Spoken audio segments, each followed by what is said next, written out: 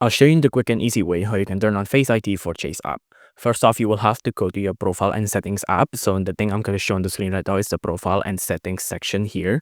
Now on the profile and settings section here, instead of on the connect tab, you want to go on the settings tab. And on the settings tab, you can see that there is a Face ID option right there, right? Now on the Face ID section, you want to click on that. And then once you click on that, you can see you can turn on Face ID just by flipping the switch on just like that, right? Now, after you click that on, you can see when you sign into your account's Face ID, you don't need to tell us your password. You just have a Face ID on your iPhone, right? Keep in mind, of course, since Face ID is only available from iPhone, you will need to be able to do this settings from just an iPhone or other Apple devices.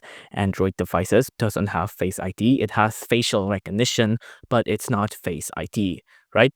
So if you don't have a Apple iPhone or an iOS device, you won't be able to do this. But since if you have an iPhone, their settings will be, of course, be available. So again, just turn it on just like that, and you have Face ID turned on for your Chase app account.